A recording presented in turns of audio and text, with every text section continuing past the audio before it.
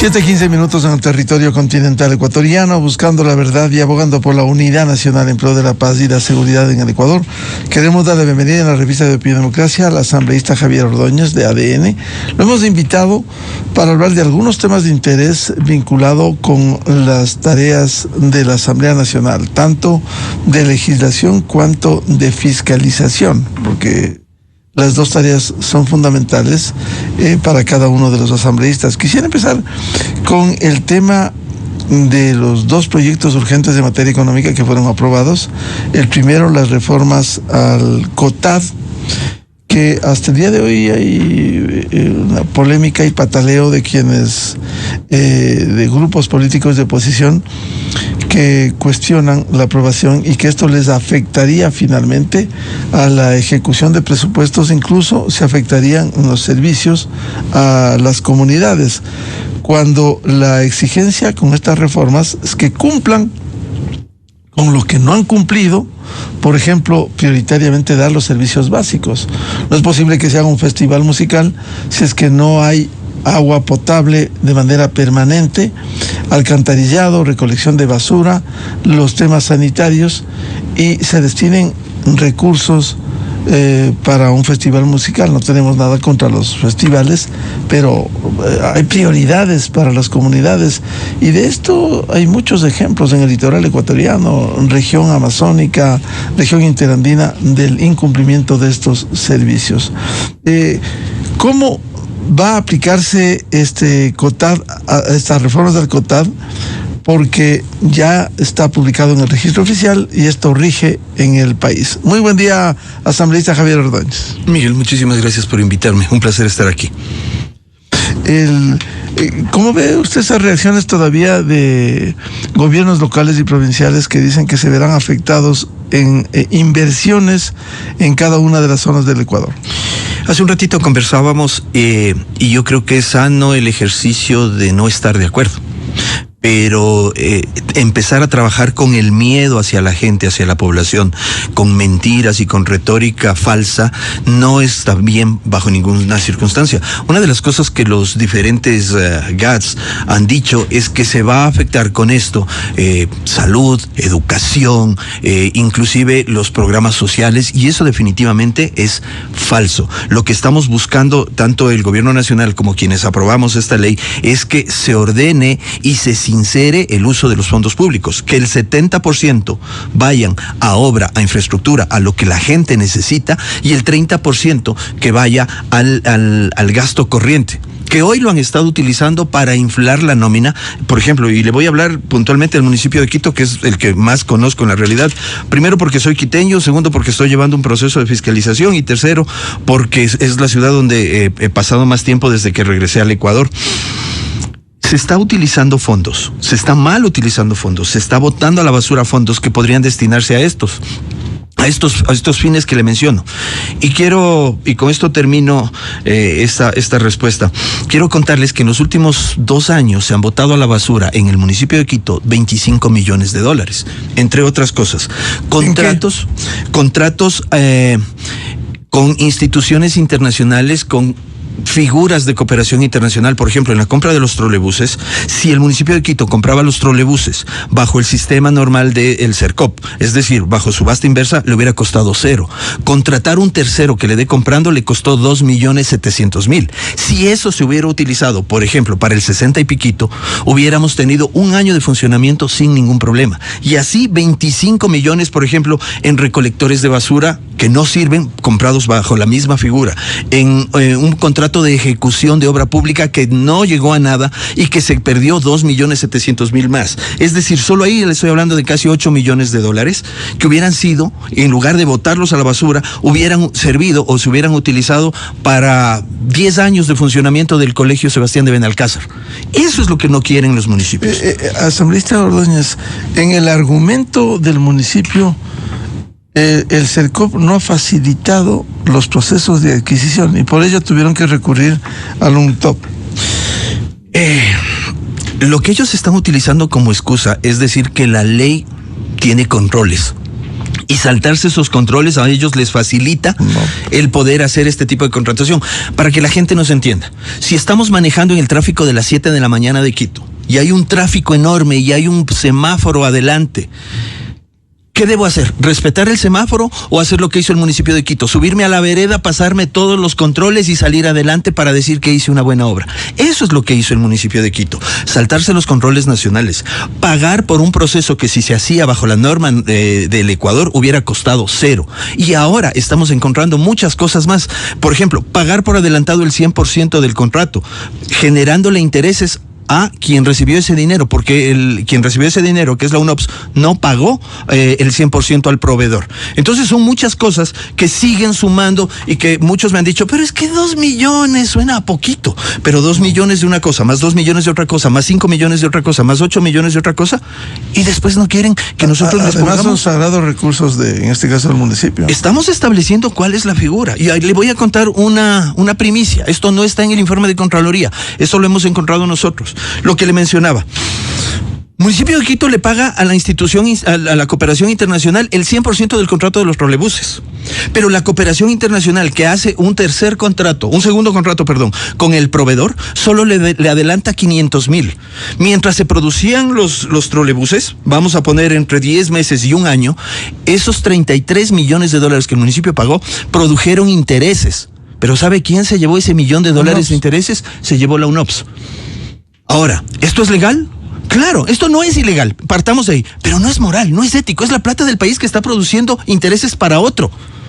Entonces, por Dios, ¿de qué estamos hablando? Eso es lo que hace el municipio de Quito, eso es lo que hace Pavel Muñoz, eso es lo que él no le dice. Y claro, cuando nosotros le decimos que destine el 30% a inflar, a pagar lo que ellos ya inflaron, ahí no les gusta, porque queremos que ese 70% de los recursos que ellos tienen, lo destinen a la gente, al agua, a la crisis que tenemos hoy día de recolección de basura. Compraron bajo la misma figura recolectores de basura. ¿Sabe qué pasa hoy? Están dañados y el municipio no sabe a quién demandar. Si demandar a la cooperación internacional, que no pueden, porque en el contrato que firmaron dice que no pueden demandar. Si demandan al proveedor, y mientras tanto Quito, bien gracias, jodidos sin quien recolecte la basura y con unas tasas enormes. Ahora, ¿cómo corregir esto? Como ustedes están en tareas, usted se ha empeñado en la fiscalización, por ejemplo, en el caso de la adquisición de los troles para Quito. Hay que sentar precedentes. Lo primero que hemos logrado y que ayer con mi equipo de trabajo, buscando cómo vamos a solucionarlo, una de las cosas que decíamos es, al menos hoy, otros municipios, incluso otros ministerios van a pensar 2 veces antes de hacer esto, porque ya no se va a dejar que se haga, porque si bien es cierto la cooperación internacional está establecida para eso, no pueden poner trampas o encontrar el hueco para saltarse los controles. Vamos a endurecer los temas de cooperación internacional. Y le explico otra figura, asimismo, en que hemos estado. Esto tiene que ir en el informe, pero no me importa adelantarlo, porque la gente tiene que saber. Estos convenios de contratación internacional, el municipio se escuda en que son totalmente legales, y es verdad, son totalmente legales. Pero dentro del espíritu de la cooperación internacional dice que para que este contrato se dé y para que se pueda dar, evitar los controles de Ecuador, por ejemplo el CERCOP, el organismo internacional tiene que ser coparticipante, tiene que financiar el proyecto o por lo menos cofinanciarlo. En este caso puntual, la cofinanciación la disfrazan con $50,000. En un proyecto de $33 millones, $50,000 no es ni el 0.15%, pero el que pone $50,000 se lleva 2.700.000 de cooperación, o sea, lo que hizo, de comisión, o sea, lo que hizo es comisionar o cobrar intereses por esos 50,000. Pero aún más grave, en ninguna parte, y le invito al alcalde de Quito a que me demuestre que estoy mintiendo, en ninguna parte de los contratos, de los convenios, de toda la información que hemos revisado, dice que este organismo puso los $50,000. O sea, el municipio puso 33 millones y este organismo no puso nada. Lo único que hizo es, verán, a mí me tienes que pagar 2.700.000. No me pagues 2.700.000, págame 2.650.000. O sea, me voy a arriesgar a decir algo. En el mejor de los casos hubo dolo. ¿Quién lo hizo? Eso lo estamos determinando. ¿Por qué lo hicieron? ¿Sabía el municipio? ¿Sabía la cooperación internacional? Esto no puede volver a pasar. Estamos trabajando en un proyecto de ley que va a ser lo que evite que esto vuelva a suceder en otras instituciones. Ahora, en el tema macro del de la planificación, ¿acaso SEMPLADES, la Secretaría Nacional de Planificación, no es quien apruebe el Plan Anual de Desarrollo y Organización Territorial? Sí, pero como le dije, lo que ellos están haciendo en este caso no necesariamente está reñido con la ley del Ecuador, pero sí están utilizando o mal utilizando o desviando los procesos para beneficios económicos, aún no sabemos de quién, porque no es que Pavel Muñoz se llevó esos $50,000, mentiría si lo digo así, pero todo lo que ha hecho SEMPLADES, todo lo que tiene establecido el CERCOP puso alertas. El CERCOP dijo, esto no puede hacerse así. Sin embargo, como le decía en el ejemplo del semáforo, se saltaron. Lo que hace, por ejemplo, SEMPLADES, lo que hace Contraloría, todos los organismos de control, simple y sencillamente han sido evadidos, para darle un término suave. Ahora, si esto conectamos con el proyecto de reformas al COTAD, ¿cómo lograr que simplemente y se destine efectivamente para inversión la meta al 70%, que además no es nuevo, está en la Constitución, está en el COTAD que se aprobó hace 14 años aproximadamente? Sin embargo, que no se vean afectados, porque una de las cosas que han argumentado autoridades locales o provinciales, voy a dejar de hacer, por ejemplo, esto le planteé al asambleísta Andrés Guzmán, en Pichincha hay escuelas deportivas, pero el argumento que ya salió a decir la prefecta, esto se va a afectar, pudiera suspenderse. ¿Cómo evitar? Y le decía al asambleísta Guzmán, como periodista deportivo, ¿por qué no ponen alguna disposición que se impida que se sacrifiquen hoy que vivimos un conflicto armado interno, hoy que hay un reclutamiento en sicariato, para que esas escuelas se les obligue a que sigan funcionando, para que no suspendan y le echen la pelotita a las reformas del COTAD y al gobierno? De hecho, justamente hoy en el pleno que tenemos, Andrés va a presentar un cambio del orden del día al respecto, sobre la posibilidad de que se destine el 25% de estos fondos a escuelas y a proyectos deportivos, porque son necesarios para eso. O sea, es fundamental y veo que Andrés, no sé si ya lo tenía pensado antes o por lo menos escuchó lo que usted le venía diciendo. Pero aquí hay una cosa fundamental para no salirnos del tema de autonomías y todo eso. Lamentablemente, los gobiernos autónomos descentralizados han venido confundiendo autonomía con impunidad. ¿Por qué? Porque lo que han hecho, y pasa en el municipio de Quito y pasa en el Consejo Provincial de Pichincha, como el organismo per se para controlarlos o para fiscalizarlos políticamente, soy enfático, políticamente, son el Consejo Metropolitano y los órganos correspondientes, y están captados en su mayoría. ¿Se acuerda que le hablaba de $25 millones? Entre esos 25 millones también está contemplado los casi $500,000 que gastaron en darles carros a los concejales.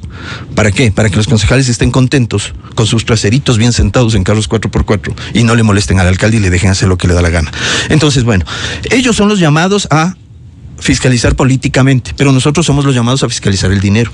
¿Qué es lo que pasa? Nosotros como asambleístas, una vez que aprobamos la ley, estamos en la obligación de ver que los fondos se utilicen y se destinen para lo que es, para que se dejen de pintar murales de $500,000 y ese dinero vaya a lo que usted me dice, a que las escuelas no dejen de funcionar, a que los proyectos sociales no dejen de funcionar. Lo único que los gobiernos autónomos descentralizados deben hacer es dejar de votar, de malgastar, de desviar los fondos, y tienen que ponerlos en los proyectos necesarios. Tienen que dejar de inflar las nóminas, porque muy sueltos de huesos han empezado a crear proyectos que necesitan 2, 3 personas y los llenan de 20, 30, 40 funcionarios afines a sus proyectos políticos para justificar. Y ahora lo que dicen es que como esos 40 funcionarios ya no van a estar en ese proyecto que necesita realmente 2, ese proyecto ya no va a funcionar. Nosotros vamos a estar vigilantes. Creo que hay incluso funcionarios, por ejemplo, concejales, que están claros y que van a hacer y van a seguir denunciando los procesos de fiscalización, como por ejemplo Michael Aulesti, y lo digo con nombres y apellidos. Pero es parte de que nosotros le podamos hacer ese seguimiento. Además, la ley contempla que si los gobiernos autónomos descentralizados no destinan los fondos a lo que son y los justifican, se entendería que no lo necesitan los fondos, como es ahora en cualquier institución que no ejecuta los presupuestos, y pues obviamente van a tener las sanciones correspondientes, Miguel. Ahora, quisiera hablar del otro proyecto en esta dinámica de reformas a la ley de minería, de sostenimiento de la minería y la energía. Hubo dificultades en la aprobación, al menos el artículo 29. Fue una decisión acertada el votar por bloques, con lo cual no se malogra el proyecto en general, pero se excluye el artículo 29, que observaron algunos asambleístas. Sí, y esto es un ejercicio de democracia. Muchas personas reclaman que una mayoría se convierta en una aplanadora, y veo que muchos dicen, ya ADN no tiene la aplanadora. Desde el primer día, Miguel, que nosotros conformamos la mayoría y nosotros siendo la bancada de gobierno, eso no quiere decir que nosotros no tengamos criterio, que nuestros asambleístas no se sienten cuando nos reunimos en reunión de bancada y digan, yo pienso que esto no debe ser así, o yo pienso que esto se haría mejor de esta manera. Y ese ejercicio de democracia y de realidad pasó en Guayaquil en la aprobación de este artículo. El artículo 29 hablaba de eliminar los excedentes financieros a las provincias que generan los recursos. Por ejemplo, puntualmente Amazonía, puntualmente Azuay, que tiene hidroeléctricas, a Tungurahua también. Entonces, los asambleístas aliados y propios de la bancada hablaron, pusieron sus puntos de vista y pidieron que este artículo se vote por separado. Obviamente todos estuvimos de acuerdo.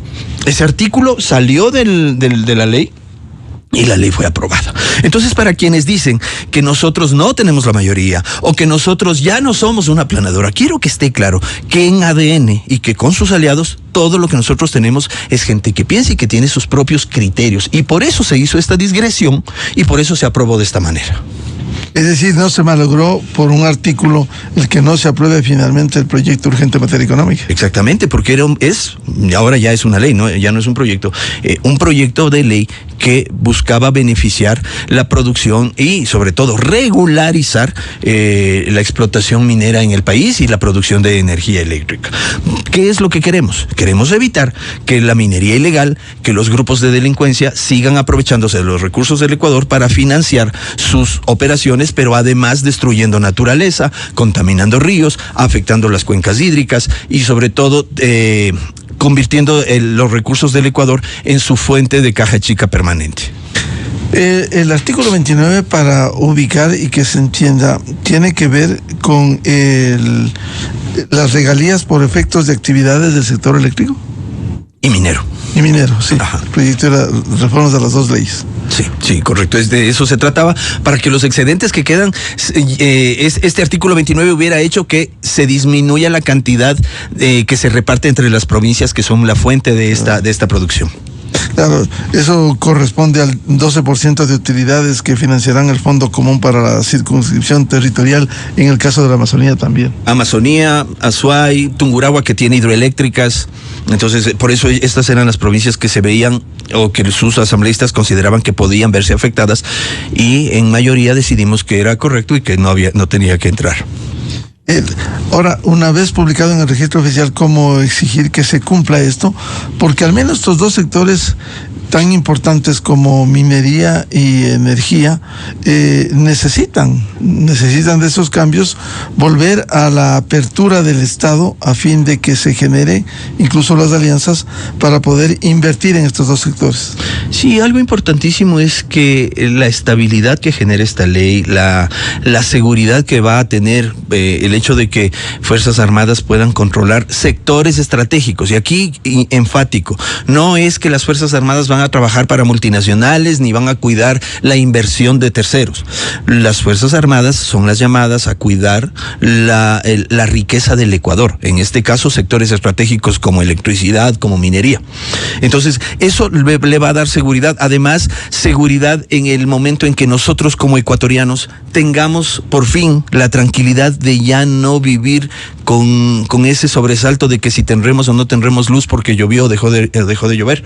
Algo que yo decía ayer en otra entrevista es que sectores externos, expertos en generación eléctrica, vengan y nos den más oferta. Lo que va a lograr al final del día es que al tener más oferta tengamos mejores precios, absolutamente. Y al ecuatoriano lo que le conviene es tener seguridad, no tener cortes de energía y que pague menos por la luz. En ese sentido, ¿va a permitir estas reformas a las dos leyes? A ver, ahora que entró ya el registro oficial, las leyes van a empezar ya en funcionamiento. Obviamente toda ley es perfectible, Miguel. Entonces, habrá cosas que habrá que ir ajustando en el camino, pero el gobierno nacional está claro que este es el camino necesario para la reactivación económica y para la seguridad energética de nuestro país. Entonces, si hay que hacer en el momento cambios, pues obviamente se hará vía reforma, vía Asamblea Nacional, si es necesario, pero siempre vamos a estar vigilantes. Y una cosa que suena retórica. Nosotros como asambleístas tenemos la obligación de fiscalizar y legislar. Fiscalizar que se aplique la ley tal como la aprobamos. Fiscalizar que no se irrespeten ni que se salten el marco de la ley. Y también legislar para que en caso de que encontremos una falencia, inmediatamente corregirla vía una reforma a la ley. Entonces, todos los entes del Estado están llamados, incluso la sociedad civil, a denunciar en caso de que algo esté pasando. Y aquí entro, perdón que me pase de un tema al otro, pero es indispensable y todo va conectado al final. Galápagos. El régimen especial de Galápagos no se toca. No se tocan los regímenes especiales. No se irrespetan las consultas populares que dijeron en este sector específico no se puede aplicar, no se puede hacer minería, no se puede hacer extracción. Entonces, ¿qué es lo que sí se va a hacer? Por ejemplo, en el tema de Galápagos. Mucha gente decía que se va a destruir la belleza o la maravilla de Galápagos. Jamás se va a tocar algo que es patrimonio de la humanidad, no solo del Ecuador. Lo que se permite con esta ley, puntualmente en Galápagos, es que los pequeños sectores de construcción puedan hacer extracción de material pétreo, siempre y cuando no estén dentro del Parque Nacional o de toda la zona protegida de Galápagos. ¿Por qué? Porque allá, para poder construir una pared, necesitan llevar el ripio y la arena de Guayaquil.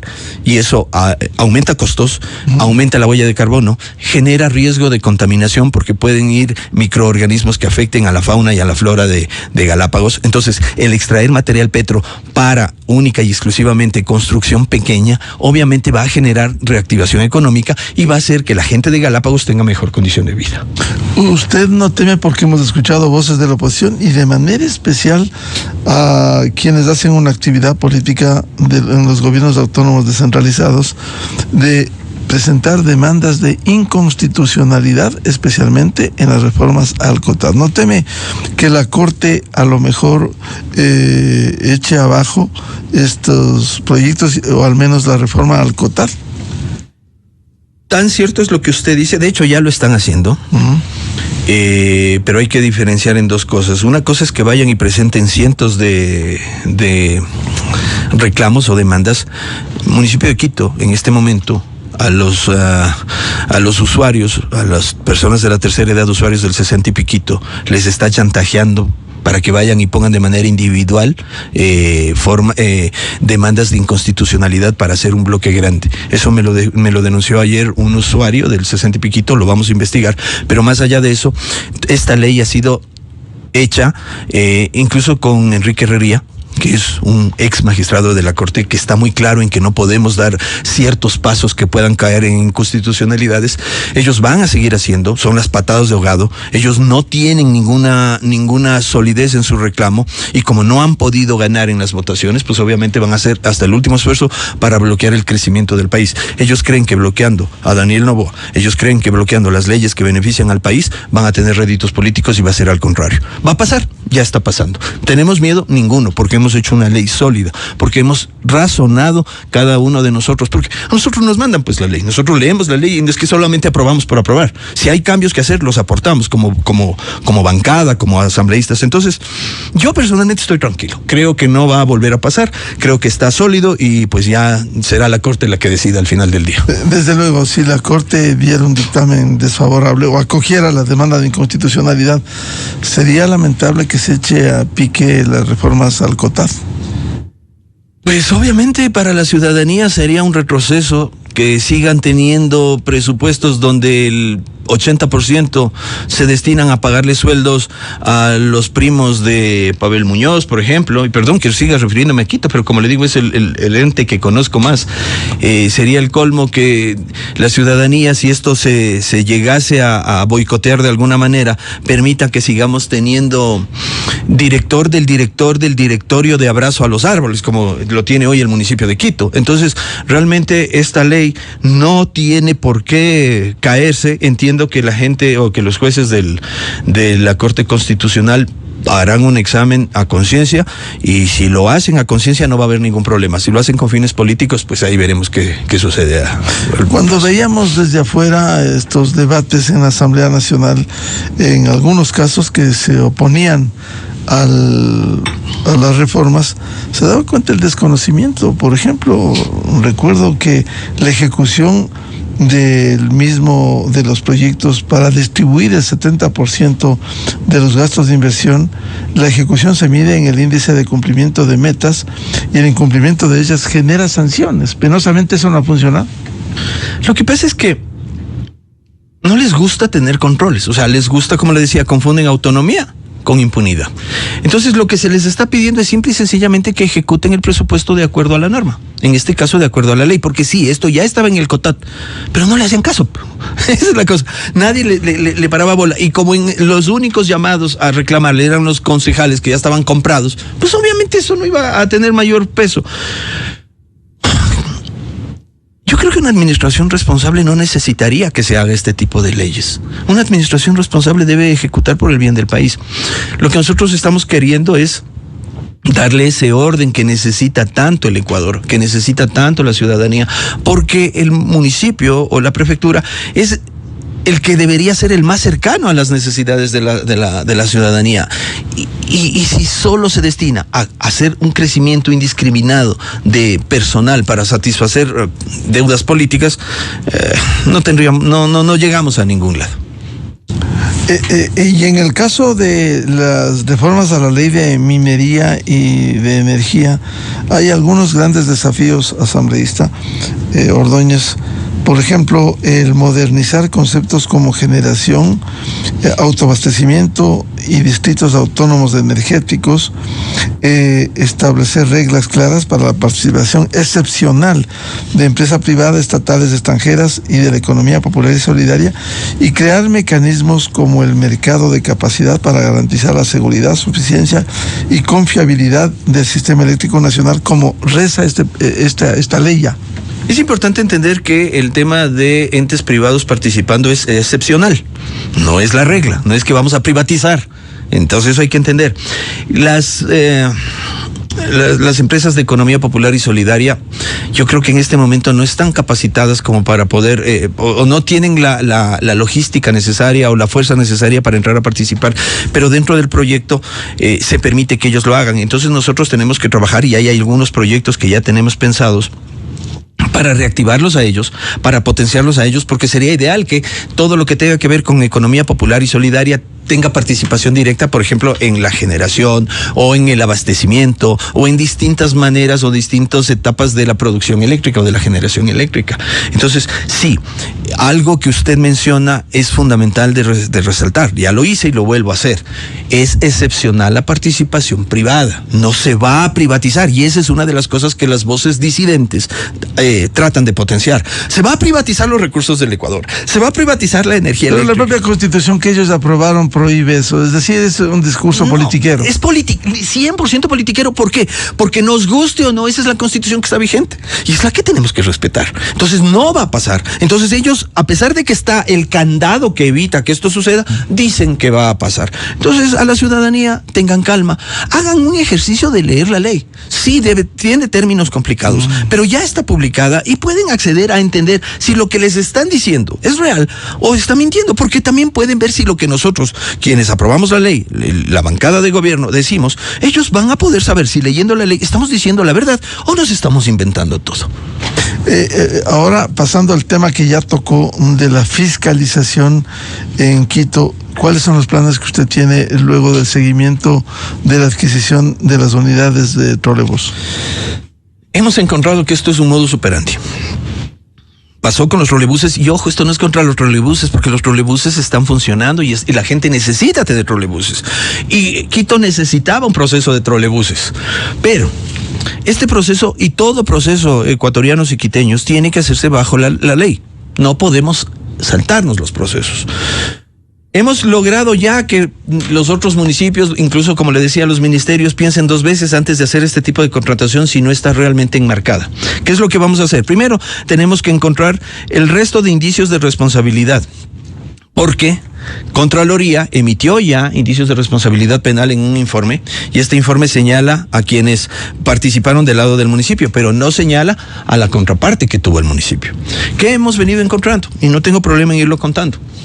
Hemos encontrado que se formó un consorcio para la venta o para comprarle a los trolebuses, pero resulta que este consorcio tenía como una de las partes al fabricante. El fabricante, la marca Yutong de China, que por sí sola estaba totalmente capacitada para hacer el proceso de venta, emitir las garantías, recibir el dinero, etcétera. Sí, se podía hacer directamente desde la administración municipal. Se podía hacer vía Sercop, evitando el pago de 2.700.000. Evitando el tener que pagar 100% y que genere intereses para un tercero. Pero se creó este consorcio con un socio del consorcio de Estados Unidos, un vendedor de carros. Y resulta que ese vendedor de carros es quien emite la factura, no el consorcio. Cuando se hace un consorcio, en este caso el consorcio IFS Yutong, quien emite la factura debería ser el consorcio IFS Yutong, pero no, lo emite solo el de Estados Unidos, el IFS. Ellos reciben el dinero, ellos emiten las garantías, ellos hacen todo. Yutong solo dice, ya, la plata, los buses, tenga, chao. Raro, sí, podría ser raro, pero no es ilegal hasta ahí. ¿Qué es lo que pasa? Se generó una factura desde Yutong, una cotización desde Yutong, porque alguien dijo, oigan, Yutong, ¿ya cómo venden ustedes los buses? Y la diferencia entre esa cotización y lo que pagó el Distrito Metropolitano de Quito son $6 millones. Si lo hacía directamente. Si lo hacía directamente hubiera sido 6 millones más barato. Municipio Metropolitano de Quito dice, es que con este proceso ahorramos 10%, 3 millones de dólares, y con eso compramos 10 buses más. Ahorraron 3 millones de dólares, pero pagaron comisión de 2.700.000 al intermediario. Es ahorro, por Dios.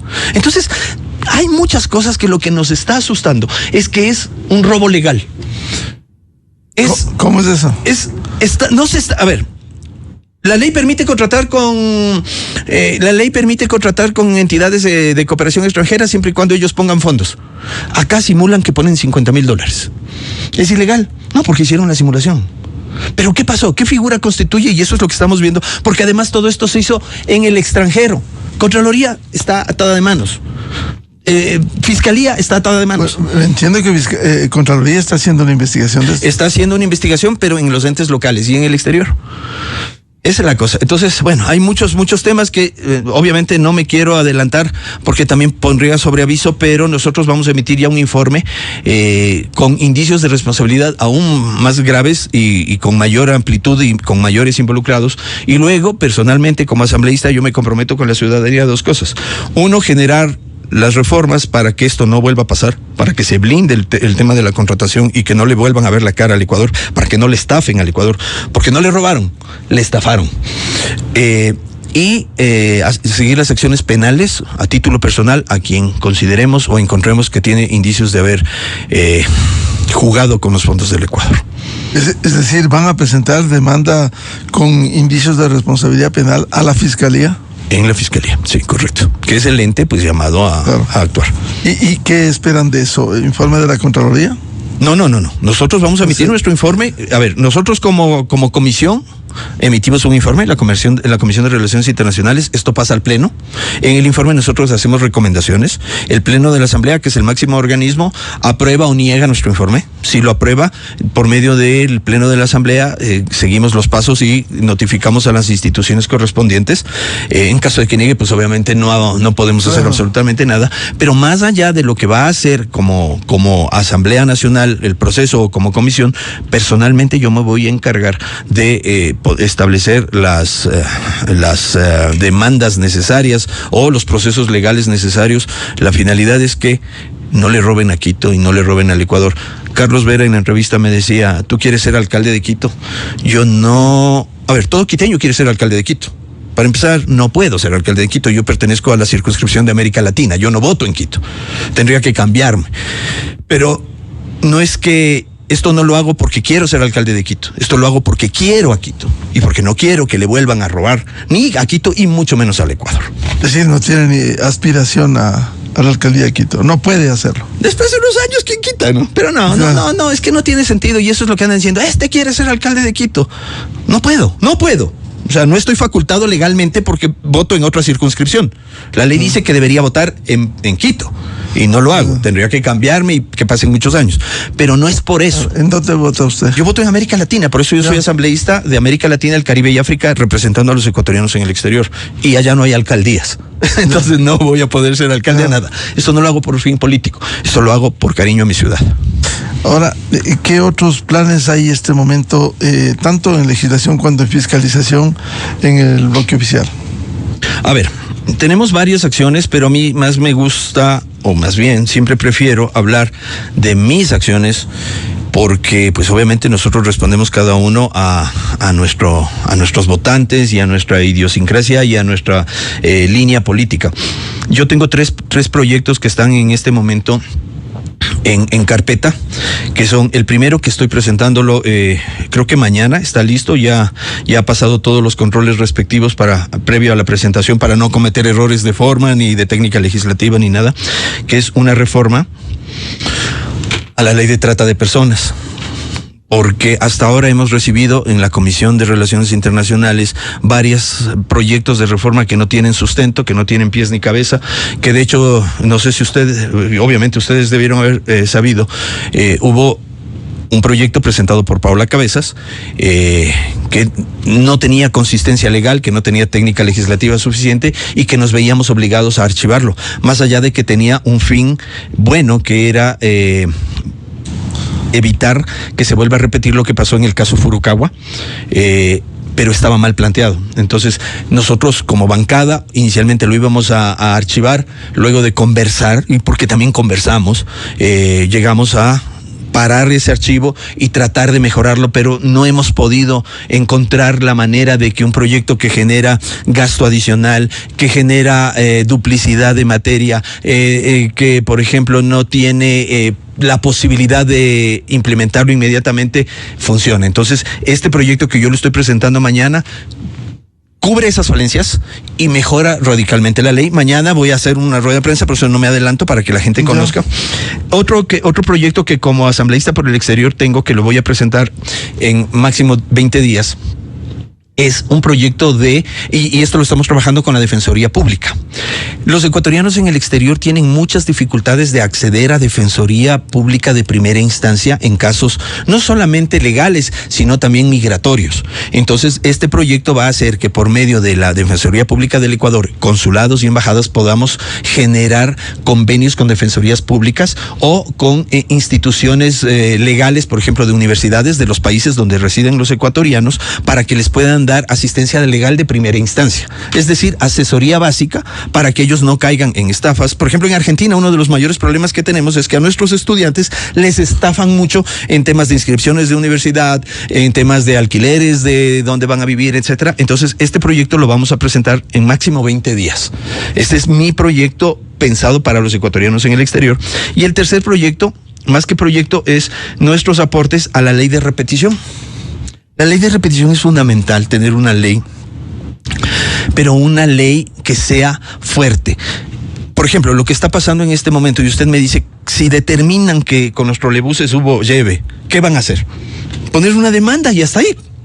Pero si nosotros tenemos una ley de repetición reforzada, la ley de repetición va a obligar a cualquier persona, a cualquier ecuatoriano que haya provocado que el Ecuador o que el Estado pierda fondos, que responda con su propio patrimonio. Eso dice la propia Constitución, artículo 11, penosamente en el Ecuador no ha habido cómo ejercer la repetición, ha habido contratos, recuerdo en el gobierno de la Revolución Ciudadana, la indemnización de Oxy. ¿Dónde están los responsables de que del Estado ecuatoriano haya salido la erogación por cumplir por un mandato de un tribunal internacional. Lo que pasa es que igualito que lo que hablábamos de que en el COTAD ya está lo del 70-30, pero nadie lo aplicaba. Hoy vamos a tener una ley orgánica de repetición que sea muy específica y que sea acelerada. Por ejemplo, que con el informe de Contraloría ya se pueda activar per se la repetición, que no necesita, hoy la repetición necesita que alguien la active, que haya una demanda. Unos la hacen, otros no la hacen, la ejercen de una manera, no sé, el juicio de repetición que dura años. Exacto. Entonces ahora, con una ley orgánica de repetición, vamos a tener celeridad en el proceso para que por lo menos los buenos funcionarios estén tranquilos, pero los malos funcionarios piensen dos veces antes de perjudicar al Ecuador. Como le decía, a Ecuador no le robaron, pero le estafaron. Entonces, la ley de repetición podría lograr que quienes participaron en esto respondan con su capital, con su billete, con su bolsillo, para que esto no vuelva a pasar. Entonces, este proyecto de repetición es indispensable, ya está trabajándose, ya fue a primer debate, pero yo fui quien pidió, la bancada y yo fui el vocero, pedimos que se active la ley de repetición y nuestros aportes van a lograr que por fin tengamos celeridad en los procesos de recuperación de los dineros para el país. ¿Esto va a presentar cuándo está en elaboración? ¿En qué condiciones? Está en la comisión de Rosa Torres, creo que, no me acuerdo el nombre exacto técnico de la comisión, pero ya está ahí en tratamiento. Lo que vamos a hacer esta semana es presentar los aportes y vamos a pedir ser recibidos para sustentarlos y que entren dentro de la ley para segundo debate, porque ya pasó el primer debate.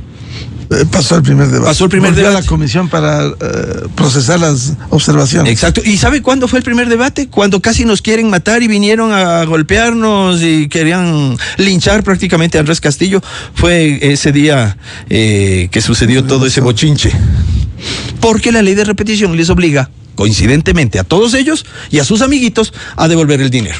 Bien, muchas gracias al asambleísta Javier Ordóñez de ADN y los temas de legislación y fiscalización en la Asamblea Nacional. Estaremos pendientes de estas tareas, asambleísta Ordóñez. Gracias, don Miguel, muchísimas gracias, un placer estar aquí. Muy amable, 7:57 minutos, vamos a una pausa, ya volvemos con el ministro de Agricultura, economista Juan Carlos Vega, temas de interés, entre ellos los planes, políticas y estrategias de la agricultura, la ganadería, la pesca, la actividad forestal en el Ecuador. Desde 1984 con Gonzalo Rosero, la revista de opinión Democracia. Siempre líderes, siempre confiables. Enseguida regresa Miguel Rivadeneira